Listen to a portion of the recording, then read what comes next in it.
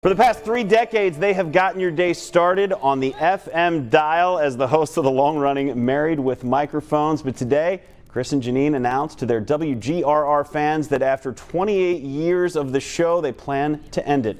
Joining me now to talk about their decision are Married with Microphones hosts Chris O'Brien and Janine Coyle, my friends. How are you guys doing? Congratulations, first off, a long and illustrious career. You have been pillars of the Cincinnati media community for so long. How hard was it to say, all right, it's time to do it now?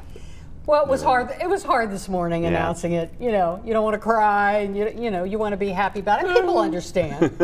People understand. And this is something that you've been talking about for a while, internally at least. We actually let our bosses know back in June what our intentions were, and of course announced it just a couple of months out. But we tossed it around for a while, but figured it was about time. We've been doing this a long time. And the way that you did it was so groundbreaking. The whole Married with Microphones concept. I was talking with some of our producers out in the newsroom, and they said, back in the day, it was sort of a big hidden secret. We didn't want people to know. It's like, what do you? Why not cash in on that? Right? Is that true that it was sort of something that you had to hide? Well, we worked at a time back in the day, and maybe it's still the same way, where you kind of frowned if you date somebody that you work with. Sure. But it gave us an opportunity to talk about things that real people go through. Right. And that's the biggest compliment we get is people say, you sound just like us. That kind of thing. Chris slept on the couch last night just like me. That's right. I have new sheets for the sofa.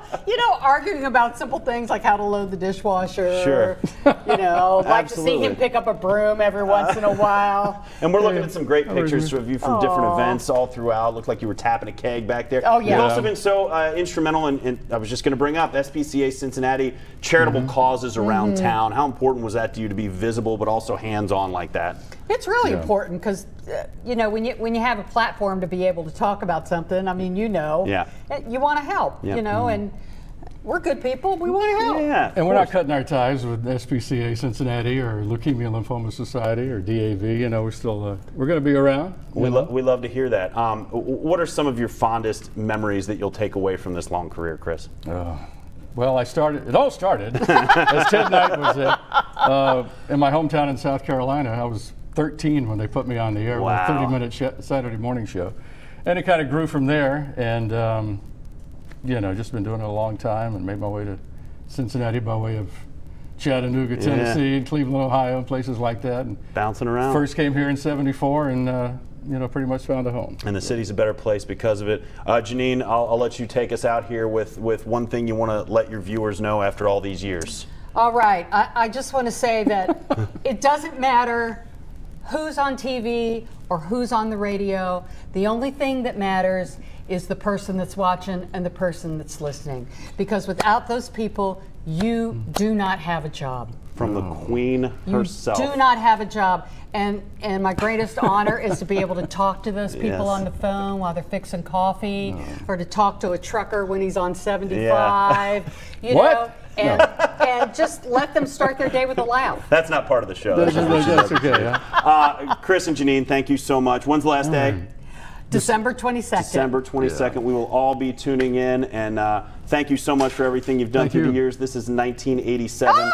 You are actually on the air right here on Channel 12. On the Ira Joe Fisher Show. Look at that. Yeah, how about that? That takes you back down. Our son Dylan is technically in that picture because Janine was expecting it. See? Nice hair. I love it. Oh my gosh, nice hair. I had to get that jacket back to Don Johnson at Miami Vice. I love it. Chris and Janine from Married with Microphones, congratulations. From 2 radio vets to a former radio guy. We'll send it over to Paul Poteet. Paul? Man. Actually, it's me. Oh, sorry, I've never done the radio.